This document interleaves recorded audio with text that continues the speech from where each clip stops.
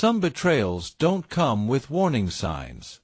They unfold quietly, inside homes, inside friendships, inside hearts.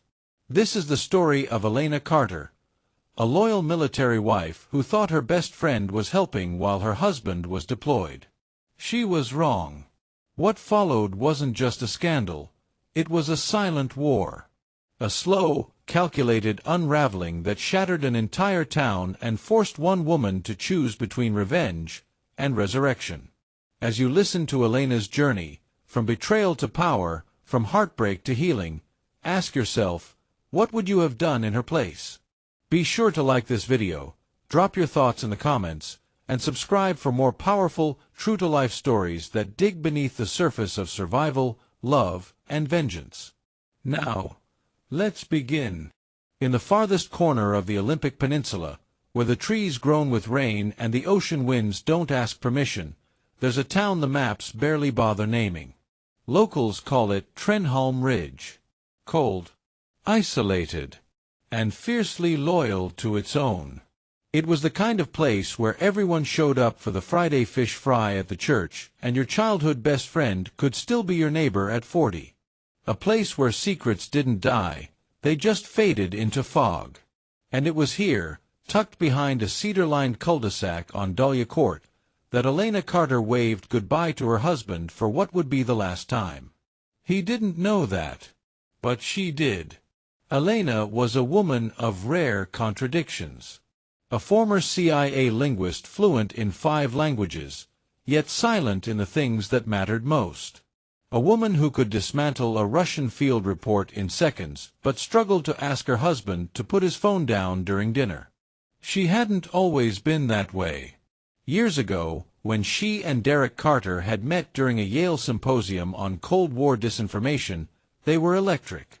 Derek had been charming, borderline reckless, with a grin that made professors forgive late papers. He had ambitions to join the Navy, to do something real, as he put it. Elena. She had plans to decode the world. And for a while, it worked. Their lives moved in sync like lockstep. Him on submarines, her behind locked doors in Langley. But time has a way of turning lockstep into locked doors. And locked doors into locked hearts. When Derek's 3rd deployment came, an 18-month classified tour aboard the USS Greywater, Elena knew what it meant. She didn't cry at the dock. She didn't beg him to stay. She handed him his duffel, kissed him once on the cheek, and said, "Come back whole." She meant mentally. She didn't say it out loud. You learn, in that world, to leave the most important parts unspoken. What Elena didn't expect was the knock on the door 4 days later. Marla Quinn stood in the rain with 2 grocery bags and a smile that tried too hard. "Figured you wouldn't remember to buy milk." "You never did when we were 16, Marla laughed. Elena should have sent her home. But she didn't. Marla was her best friend. Had been since kindergarten. They shared bruised knees, detention slips, and the loss of Elena's mother in high school. Marla had practically lived in the Carter home during Elena's first deployment. Now, 20 years later, divorced, unemployed, and recently back in Trenholm Ridge, she'd returned with familiar timing. That night, Elena poured 2 glasses of whiskey. They sat by the fireplace, the storm pressing against the windows like breath. "How's Derek?" Marla asked, her voice soft. Elena shrugged. "Gone. Again." Marla reached over, squeezed her hand. "You ever wonder if it's easier to be the one who leaves than the one who stays behind?" Elena didn't answer. She didn't need to. Over the next few weeks, Marla embedded herself like a second skin. She fixed the kitchen drawer that Derek had been meaning to repair. She brought over coffee and stories from the town Elena no longer bothered to keep up with. She stayed late. Sometimes too late.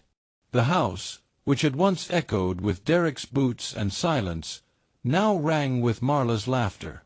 And slowly, So slowly Elena didn't even notice. She began to let go of the waiting. The surveillance of days. The worry of missed emails. The limbo of being a wife to a ghost. But it was a single moment, just 28 days into Derek's deployment, that Elena would remember most. She was folding laundry in the dim light of the laundry room. Marla was behind her, sorting through towels. A song played on the old radio, Fleetwood Mac's Landslide. Elena dropped a t-shirt, bent to pick it up. When she stood, Marla was closer than she'd meant to be. Too close. Neither of them spoke. Neither of them moved. And then, Marla said, so quietly Elena would later wonder if it had been imagined, "You don't have to keep pretending this is what you want." The words clung in the air like breath in cold air. Elena didn't respond. But she didn't pull away, either. And in Trenholm Ridge, that was the first betrayal. The first cut. The kind you don't feel until you're bleeding. For most people, 2 a.m. is the hour of deep sleep. For Elena Carter, it was the hour of questions. Did Derek miss her? Had the mission started? Would he make it back this time? And now, another question had crept in, unwelcome. Had she already betrayed him, just by thinking about someone else? Elena tried to rationalize the feelings. Loneliness was a killer. It crept into cracks you didn't know you had and widened them until entire identities fell through. She told herself it was just friendship, just proximity, just support. But it was also something else. Because lately, when Marla touched her hand, Elena didn't flinch. She looked forward to it. The town whispered. They always did. In small places like Trenholm Ridge, where winters are long and entertainment is scarce, gossip passes for oxygen. Marla Quinn was back, and living practically next door to Elena Carter. People noticed. Especially the older women who never quite forgave Marla for leaving town in the first place. They remembered her as the girl who left a good man at the altar. They didn't trust women like that. Derek hadn't called in 3 weeks. But Marla was always there. She was there when Elena's pipes burst from the frost. She was there when Elena woke screaming from a dream she couldn't explain, one where the house was on fire, but no one came to help. She was there when Toby, their adopted son from Derek's first marriage, came home from school and said, "I like it better when Marla picks me up. She lets me listen to music with cursing." Elena laughed at that. Then she stopped laughing. Because Marla was taking on more than errands. She was taking space. Space Derek had once occupied. One night, Marla brought over an old box of photos. It was dusty, its edges warped from time. "These were in my dad's attic," she said. "High school stuff. Before everything." They sat on the rug with wine and soft music playing, just enough to keep the silence from being awkward. Photo after photo, summer bonfires, prom night, beach trips. Then came a photo Elena hadn't seen in years. Marla, in a borrowed dress. Derek, in his ROTC blues. Elena, behind them, cropped halfway out of frame. It had been taken at a celebration, before Derek and Elena got engaged. But the way Marla looked at him in that picture, it wasn't just friendly. And suddenly, Elena remembered a moment. Senior year. After a fight with Derek. Marla saying something offhand, almost joking. "If you don't want him, someone else will." Elena had laughed then. Now she wasn't laughing. A few days later, Elena went looking for something in the guest bathroom, a bottle of aspirin or maybe distraction. But in the cabinet behind the mirror, she found a lipstick. Not hers. Not her shade. Marla's. The tube was angled carelessly between Derek's old shaving kit and a bottle of cologne he hadn't used in months. And something in Elena clicked. She didn't accuse. Not that night. She didn't mention the photo. Or the lipstick.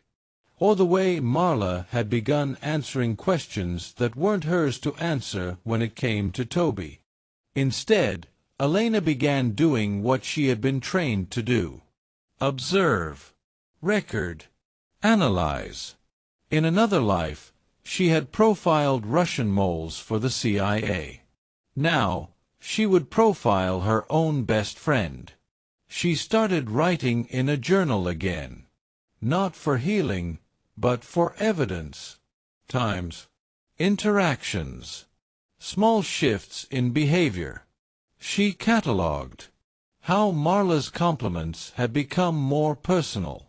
How she lingered longer in the hallway before saying good night. How Toby had started calling the guest room Marla's room instead of the guest room. She started locking her bedroom door at night. Not because she felt unsafe, but because something was unraveling, and she didn't know who she would be when the last thread pulled. Derek finally called. A crackling connection from somewhere unnamed. "Hey you," he said. His voice was tired. Elena smiled automatically. "You okay?" "Alive," he said. "Which is more than I can say for half the crew." "Bad run." "Can't say more." A long pause. "You sound far away," he added. Elena hesitated. "I am." When the call ended, Elena stood in the middle of her kitchen. Lights off. Phone still in hand. She didn't cry. She didn't speak. She just stared at the empty counter where Marla's wine glass still sat from earlier that night. Lipstick smudged on the rim. Not hers. That night, Elena dreamed of a house with no doors. Only mirrors. And every reflection showed a different version of her, some smiling, some screaming, some wearing Marla's face. The betrayal hadn't happened yet. But its shadow had arrived. And it was long, and cold, and patient. By the time February's first frost coated the window panes, Elena Carter had stopped trusting her instincts. That was new for her. Instinct had kept her alive in field operations. Instinct told her when a foreign diplomat was lying. Instinct once told her Derek Carter was the man she would marry. But now, her instincts whispered that someone had already taken her place in her own life.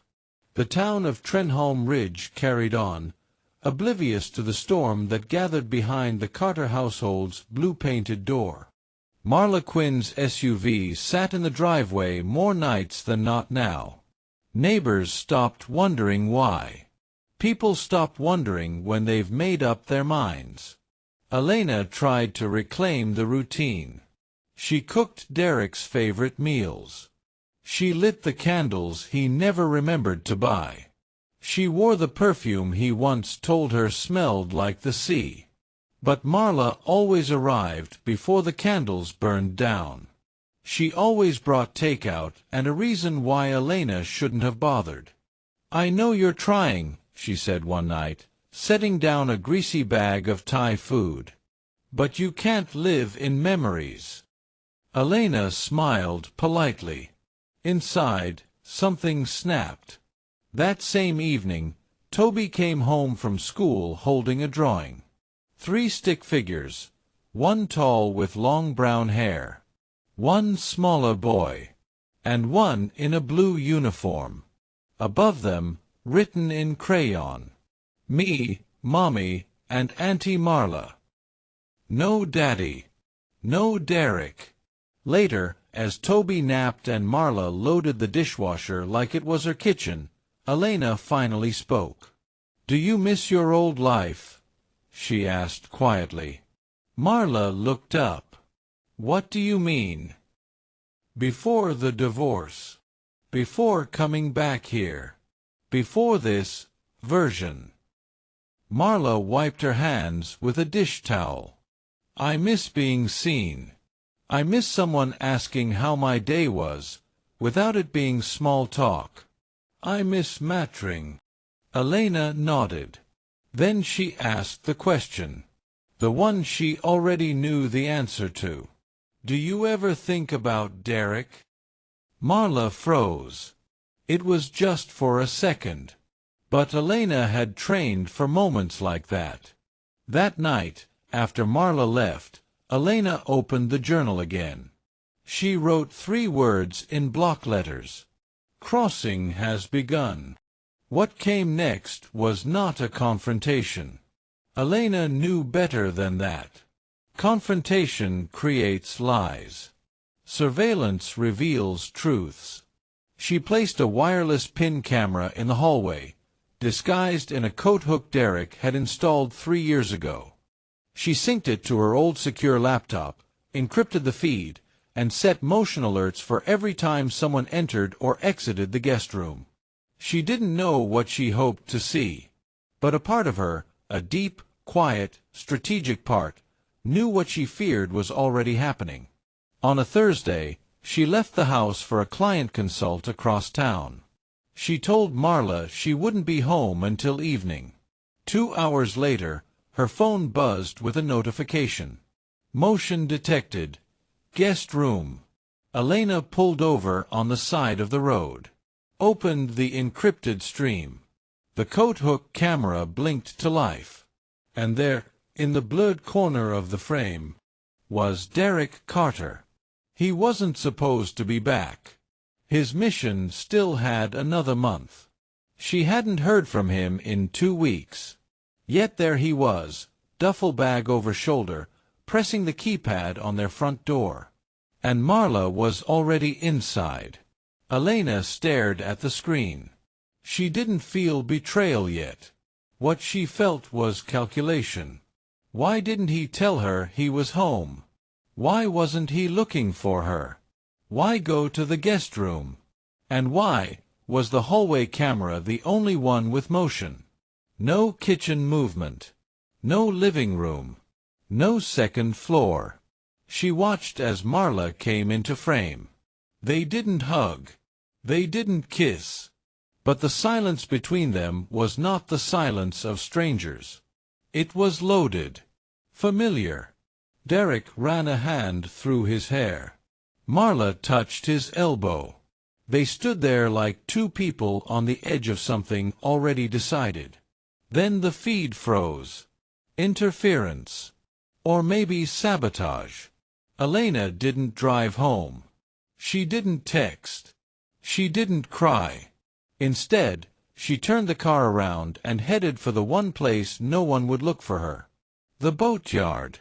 Derek kept an old skiff there, an off-grid retreat for weekend fishing. It had no internet, no cameras, no visitors. Just a propane stove, a cot, and a wood-burning stove.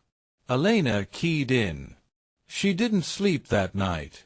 She sat at the small table, staring at her husband's tackle box. The man who had promised her everything was now sleeping in the same house as her best friend. By choice. By deception. By morning, she wasn't Elena the wife anymore. She wasn't Elena the friend. She was someone else entirely. The version of herself she hadn't been since Langley. The version trained to watch, wait, and destroy without ever drawing blood. And this time, the op wasn't in Belarus or Berlin. It was here, in her own home, with 2 people who thought she'd never fight back. 3 rules Elena had learned in the field. 1. Never act on impulse. 2. Make your enemy think they've won. 3. Revenge works best when it looks like mercy. By Monday morning, she had the planned skeleton mapped in her head, its spine built from patience, its ribs from precision. This wouldn't be a confrontation. It would be a quiet dismantling. They had taken her trust, her home, her identity. She would take something they didn't even realize was vulnerable. Their future. Elena returned home like nothing had happened. She walked through the door with groceries, said hello, kissed Toby on the head, hugged Marla. Derek was gone again, his return a surprise visit that no one seemed eager to explain. Elena didn't ask. She just smiled and stirred soup while Marla recounted something boring about her ex-husband's new girlfriend. In her pocket was a USB stick. On it, a ghost program designed to clone text messages and keystrokes from synced cloud backups. She installed it on the family laptop while Marla was upstairs putting Toby to bed. It took 36 seconds. Marla never suspected a thing. By the end of the week, Elena had cloned Marla's private messages to 3 different people, including her therapist. Located Derek's alternate email account, one she didn't know existed. Tracked down flight records showing his name on a nondisclosed civilian manifest. She didn't need to guess anymore. Now she had data. The messages between Derek and Marla were coded, but not well. They spoke in metaphors. The water feels calmer when you're there. Sometimes I wish the ocean would swallow the lies. No more waiting. When this is done, we decide. To anyone else, it might have read like poetry. To Elena, it was an admission.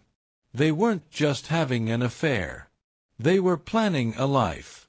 Together. But it wasn't just betrayal Elena saw. It was strategy. Derek was looking for jobs on the East Coast. Marla was contacting family attorneys about hypothetical custody arrangements. Toby. The house. Finances. They were plotting to take everything.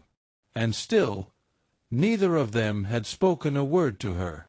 Because they thought she'd break. That she'd collapse quietly. Let them decide what came next.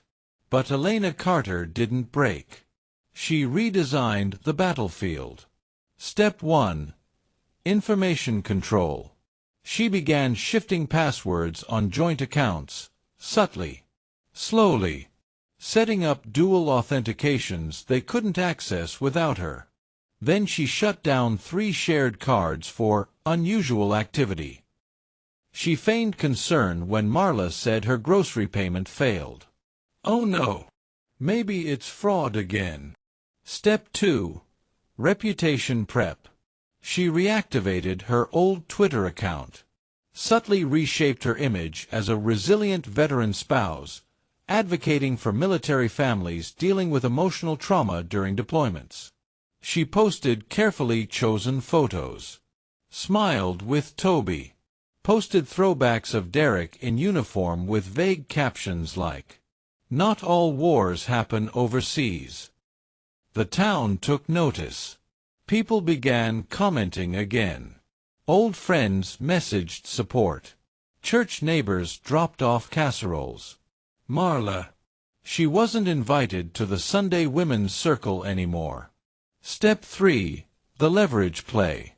Elena created a fake alias online, Gina May, and messaged a military watchdog group with anonymous intel about a potential affair between a still-active Navy officer and a civilian therapist working with VA patients.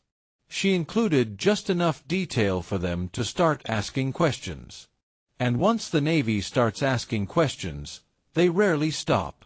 3 weeks in, Marla started unraveling. She began snapping at Toby for small things. She asked Elena if they could talk about boundaries. Elena just smiled. Of course. You first. Then, one rainy morning, a letter arrived. Official. No return address. Stamped with an internal Navy Office of Personnel logo. Derek's clearance was being reviewed. Marla opened it by mistake. Elena saw her standing at the sink, trembling. "You okay?" she asked sweetly. Marla turned. Did you do something? Elena's smile never faltered. What could I possibly do? By nightfall, Derek called in a panic. How the hell is this happening? I told you to keep it quiet. We weren't even together yet, technically. Elena listened through the clone app as Marla tried to calm him. And then she said something that cracked through every wall Elena had left. Maybe if she'd given you more reason to stay, none of this would have happened. Elena closed her laptop. Not because she was upset, but because she finally understood something. Marla didn't feel guilty. She felt entitled. That changed everything. This wouldn't just be exposure. This would be erasure. Not just revenge. Rewrite. Replace. Reclaim. By the time Marla and Derek realized the war had begun, Elena would already be 10 moves ahead. And no one, not even them, would see where the next hit was coming from. By April, spring had reached Trenholm Ridge in name only. The ocean air was still sharp. The trees still groaned in the wind. And the town, like the people in it, remained cautious, waiting to see what might bloom and what might rot. Elena Carter was done waiting. She'd learned long ago that most wars are won not by force, but by narrative. If you can control the story, you don't need to win the argument. You just need the audience to doubt. And doubt had already begun to spread. Phase 1. Sympathy is a sword. Elena started appearing at local events again, things she'd once skipped. Church breakfasts. Charity book drives. A town hall on veterans' mental health. Always quiet. Always composed. People noticed. Some of them remembered how pale she looked during Derek's deployments. How quiet she was when Marla came back to town. No one said anything aloud. But the change in tone was unmistakable. Whispers that once said, "Poor Marla, helping out while Derek was gone," now became, "Strange how she was always around before he even left." Elena never corrected anyone. She didn't have to. Phase 2. Weaponize the past. She'd kept records. Old texts. Photos. A copy of Derek and Marla's flirtations buried deep in archived drive folders, with timestamps.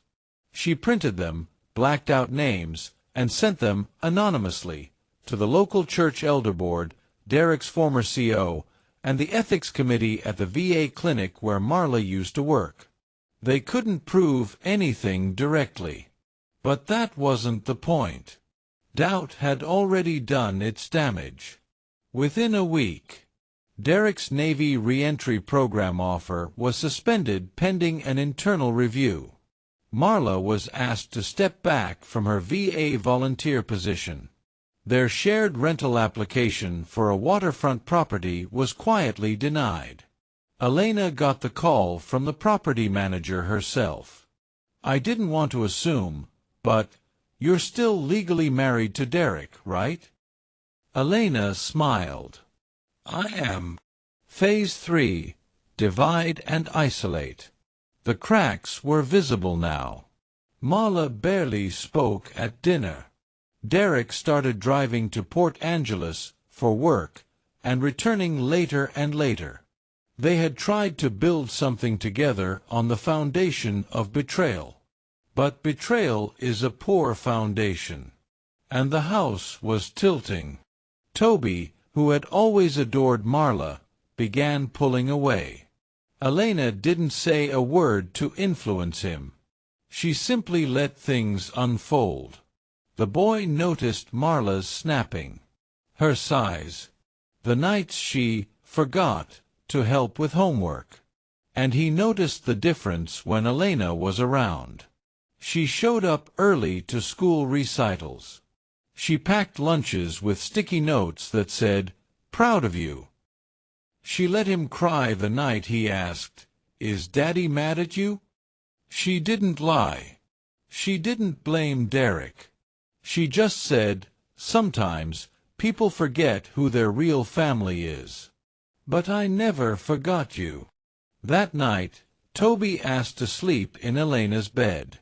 He hadn't done that since the deployment started. When she tucked him in, he whispered, "I don't want Marla to be my new mom." Elena kissed his forehead. "She won't be." Phase 4.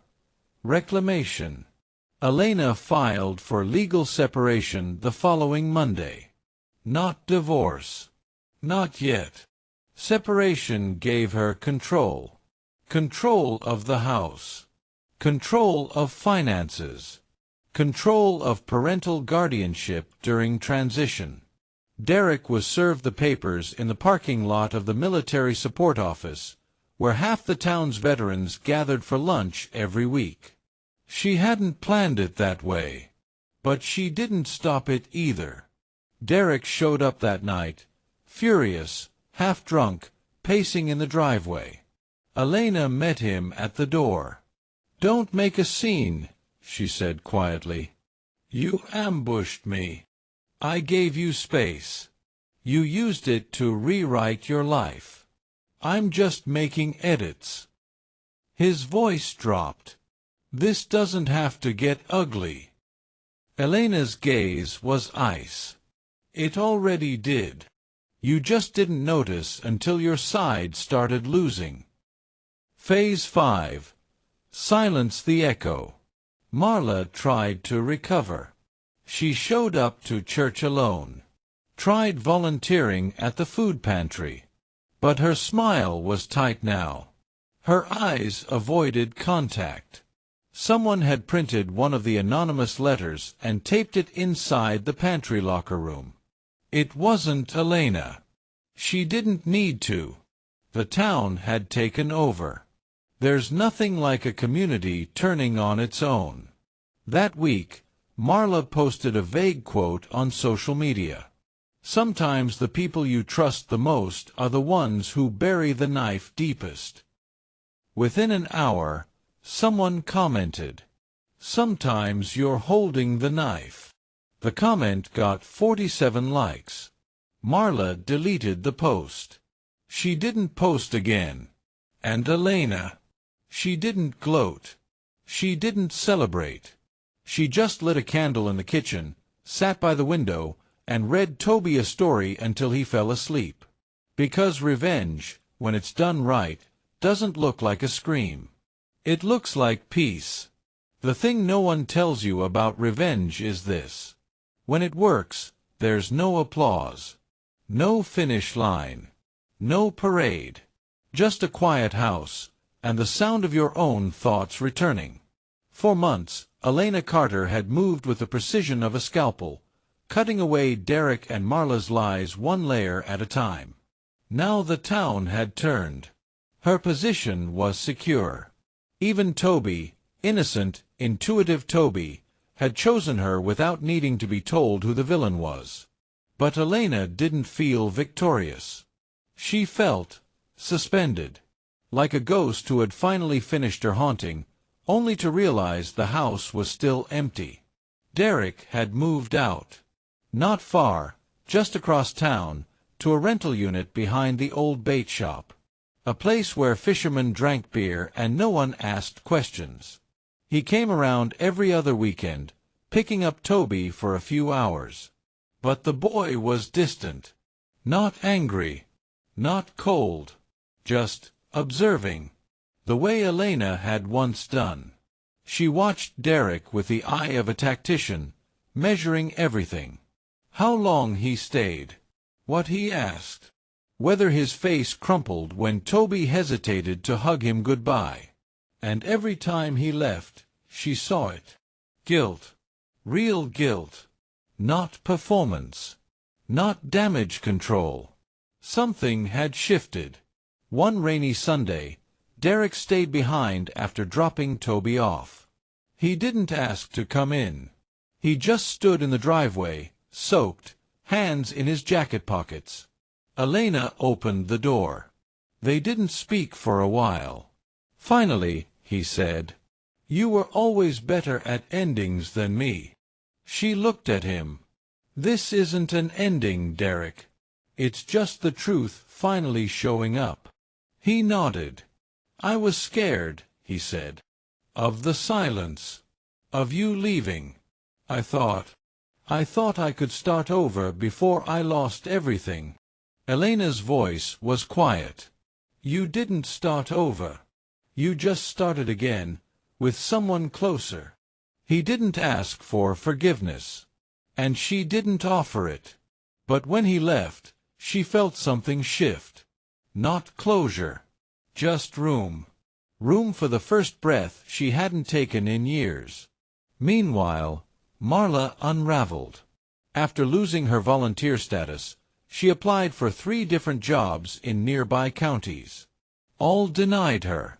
Word had traveled. Not officially, but unofficially, everyone knew. She changed her hair, left social media, moved in with her cousin in Seaview Heights, 40 minutes away. She left without a goodbye, and the town didn't notice.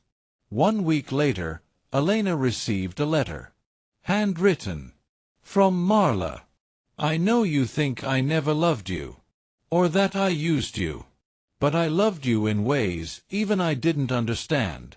Maybe it was never about Derek. Maybe I just wanted to be you. You won. I lost. I don't know who I am now." There was no return address. Just the words. "I'm sorry I mistook your silence for weakness." Elena read the letter once, folded it carefully, and burned it in the fireplace. Some ghosts don't deserve to live in drawers. But even as she reclaimed her life, something in her had changed. The revenge had worked. But so had the rot. She no longer trusted easily. She no longer smiled without calculating why. She loved Toby, but every time she hugged him, she feared he'd one day look at her the way she had looked at her own mother, distant, uncertain, half afraid. She began therapy. Quietly. Drove to a clinic 2 towns over where no one knew her name. When asked what brought her in, she didn't mention betrayal. She just said, "I used to be a good person. I think I'd like to meet her again." The therapist nodded. "We all disappear, sometimes. The trick is choosing how we come back." Elena wasn't sure yet who she wanted to be. But for the first time in years, she was asking the right question. Not who hurt her, but who she was now that the hurting had stopped. That night, she tucked Toby into bed and watched him sleep. He stirred and mumbled something. "Are we safe now?" She kissed his head. "Yes, baby. We are." And for the first time since Derek's deployment, she meant it. There's a strange kind of quiet that follows a storm. Not relief. Not peace. Just the absence of violence. That's where Elena Carter now lived, in the space after. Derek had moved on, mostly. Marla had vanished, entirely. The town of Trenholm Ridge settled into a new kind of silence, one that included Elena again, but not closely. People respected her. But they didn't get too close, because they weren't sure what she was capable of anymore. She wasn't the victim, and she wasn't the villain. She was something else entirely, the woman who had remained. And remaining, she learned, was its own kind of burden. Spring turned to summer. Toby turned 9. He wanted a magician for his birthday. Elena hired a local illusionist who made balloon animals and jokes about pirates.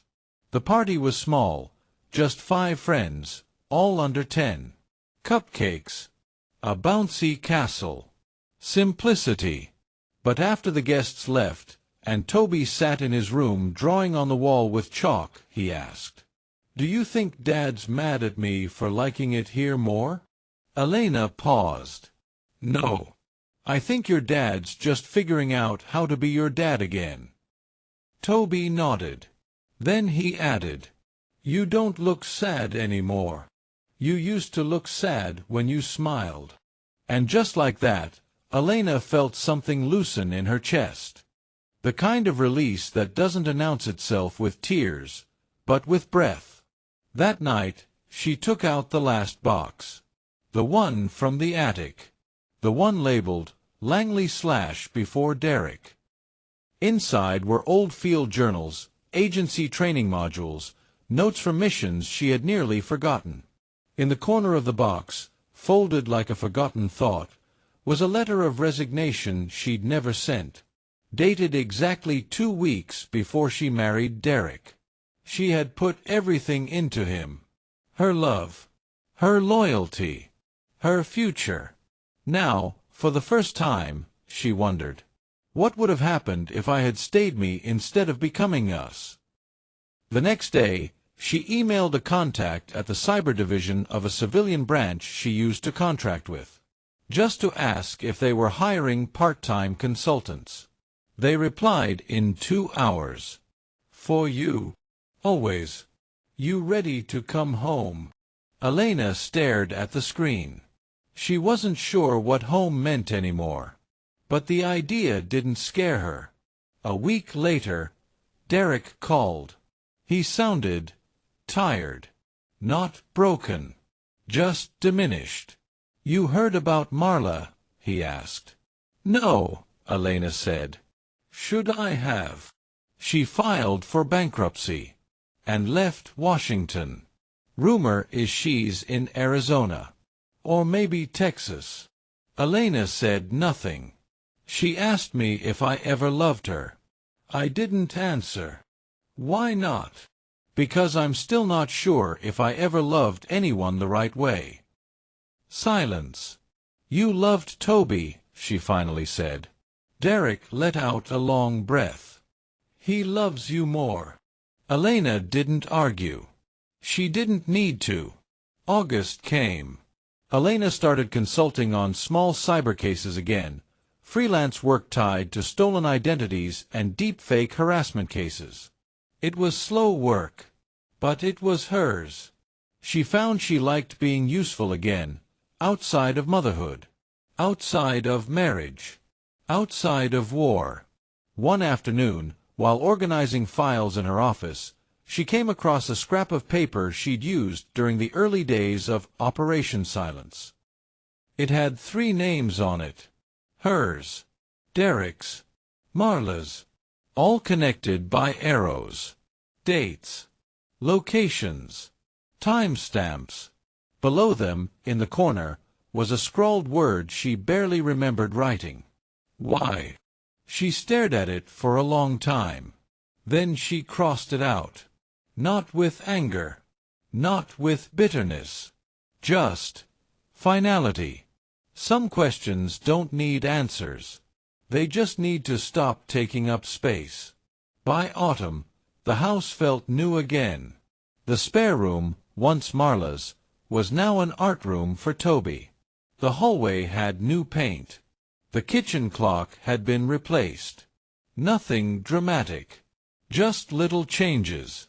Little corrections. Like editing a long, difficult manuscript. Not rewriting, just reclaiming. At night, Elena sat on the porch with a blanket and tea, listening to the wind shift.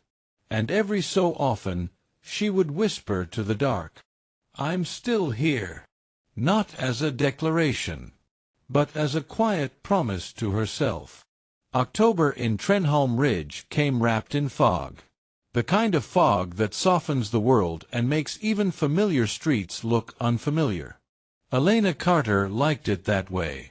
For the first time in a long time, she felt the town matched her inner life. Quiet, shifting, not quite sure what came next.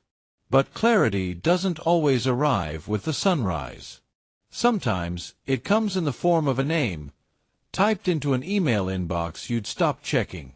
The subject line read, "I owe you an explanation." The sender, Marla Quinn. Elena stared at it for 20 minutes. She didn't open it. She didn't delete it either. She just watched it sit there, glowing faintly in the pale screen light, like a door she wasn't sure she wanted to walk through. Later that night, after putting Toby to bed and finishing her third cup of tea, she clicked. The message was brief. "I'm in Seaview. I won't be here long. But if you want to know why it happened, if you want to say it to my face, I'll be at the Marina Cafe. Friday, 11 a.m. If you don't come, I'll never reach out again. I'm sorry. Not for leaving, but for becoming the version of me that hurt you." It wasn't an apology. It wasn't an invitation. It was a test. And Elena knew it. Friday came. Fog rolled in over the water like spilled breath. The cafe was nearly empty. A few old fishermen. A waitress with a stained apron. And in the back corner, a woman Elena barely recognized. Marla. Thinner. Grayer. Paler. But still Marla. Still the face that once sat across from her at sleepovers and weddings and hospital beds. Marla looked up. Their eyes met. For a long time, neither said anything. Then Elena sat down. "I didn't expect you to come," Marla said. Elena shrugged. "I didn't expect you to ask." Marla pushed a cup of tea across the table. Elena didn't touch it. For 5 full minutes, they sat in silence. Finally, Marla said, "I didn't sleep with him to hurt you." Elena's gaze stayed steady. "But you did hurt me." Marla nodded. "I know. And you stayed. I thought I was in love. Or maybe I just loved that someone needed me. You could have told me. I couldn't stand the way you looked at me. Like I was still the person you remembered. The one you trusted. I stopped being her the moment I crossed that line." Elena spoke softly. "You know what I hated the most? It wasn't the sex. Or the lying. It was watching you hold my child like you'd earned him." Marla's voice cracked. "I wanted to be someone's mother. I think I saw a shortcut." "He's not a shortcut." "I know." Another silence.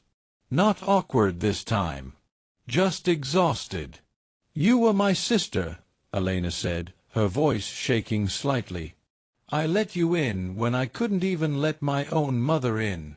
"I know," Marla whispered. "And I destroyed that." "No," Elena replied. "You destroyed yourself. I just stopped protecting the version of you that made me feel safe." Marla blinked, and for the first time, Elena saw it. She wasn't dangerous anymore. She was empty. There was no fire left. No schemes. Just a woman holding the ashes of her own life. "I don't forgive you," Elena said. "But I don't need you to disappear either. Just stay out of my story." Marla nodded. "Fair." They sat for another few minutes. When Marla got up to leave, she placed something on the table. A photograph. The 3 of them, Derek, Marla, and Elena. From a camping trip 10 years earlier. All smiling. All unaware. Written on the back in pencil. "I'm sorry for the woman I became. But I'm grateful to the one who survived her." Elena stayed seated after she left. She didn't cry. She didn't shake. She just breathed. Slow. Steady. And for the first time since the betrayal, the silence inside her didn't echo. It settled. That night, she tucked the photo in a box, not to forget, but to remember what not to become. Some ghosts, she realized, don't need to be banished. They just need to be named. And left behind. The first time Elena Carter boarded a plane, she was 23. She was wearing a fake wedding ring and carrying a fake identity. That was Langley's way. Send you into the world as someone else before you ever learn who you are. Now, at 39, standing in line at SeaTac Airport with her real name on the boarding pass, she felt something she hadn't felt in years. Unburdened. Toby was with her, backpack slung over one shoulder, chewing on a granola bar, already asking about plane snacks and Wi-Fi. The past was behind them. The war was over. The silence had ended. And this trip, this next step, was hers. 2 weeks earlier, Elena had accepted a position with a cybersecurity startup in Boston. Remote first, then hybrid. They'd wanted her on board for years. She finally said yes. She kept the house in Trenholm Ridge, for now. But Boston would be the future. Not because she was running, but because she was choosing. Derek had taken the news well. They'd met at a park to talk. No lawyers. No arguing. Just a man and a woman finally acknowledging that their story had run its course. "I'll still fly out to see him," Derek had said, nodding toward Toby, who played quietly in the sand nearby. "You'd better," Elena said with a small smile. "Do you think he'll forgive me someday?" Derek asked. "I think he already has," she answered. "But that doesn't mean he'll forget." Marla was gone. No social media. No forwarding address. Just a chapter now. One Elena had read through. And closed. Elena didn't leave town as a shadow or a scandal. She left as a woman in motion. A woman who had lost nearly everything, and still chosen not to stay broken. On the plane, she buckled Toby in beside her. He looked out the window, wide-eyed. "Are we starting a new story, Mama?" She paused. Smiled. "No, baby. We're just turning the page." As the wheels lifted off the runway, Trenholm Ridge shrank behind them, first a blur, then a memory.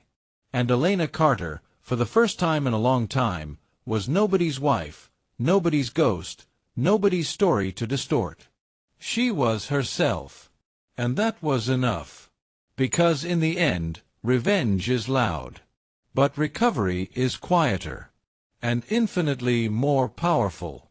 They say the ones who survive don't always speak first. They listen. They rebuild. They carry the weight in silence until the silence becomes light enough to let go. That was Elena Carter's legacy.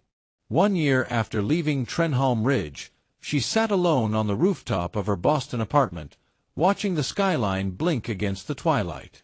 Toby was inside, laughing with a new friend over a video game, safe and whole. Her cybersecurity work was thriving. She'd published an op-ed that went viral. She gave a talk at MIT about cyberethics and emotional betrayal in digital spaces. People clapped. But the applause didn't matter. What mattered was the truth she had carried to that stage. No system is unhackable.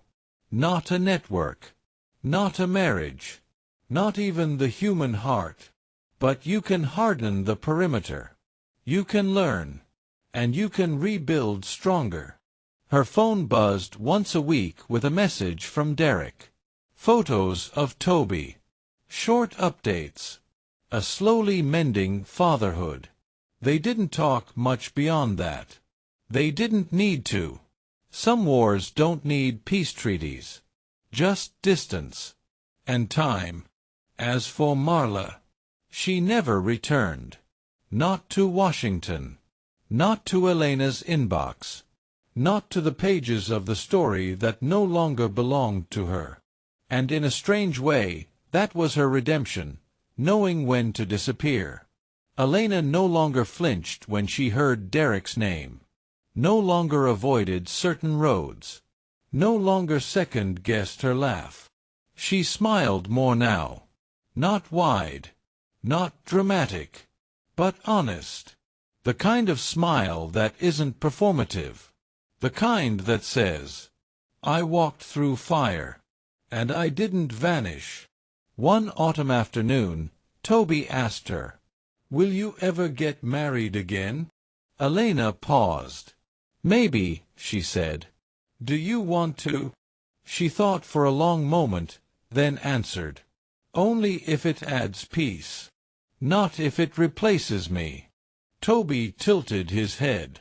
You mean, not if it makes you disappear? Elena smiled. Exactly that. She had once given everything to love. Then to vengeance. Then to survival. Now, finally, she gave something to herself. Time. Freedom. Permission. The past still visited her sometimes. In dreams. In memories. But it no longer lived with her. It had its own room in the archive of her story. Filed. Indexed. Closed. Elena Carter wasn't a victim. She wasn't even a hero. She was something more powerful than either. She was the woman who walked away whole. And that, in the end, was the true revenge. Not destruction. Not shame. But resilience. Dignity. Silence that didn't hide pain, but honored survival. In the end, Elena Carter didn't win by destroying those who betrayed her. She won by becoming someone they could no longer touch. Let us know your thoughts in the comments. Was this justice, or was it just survival? Like, subscribe, and share if you believe that sometimes the quietest victories are the ones that change us forever.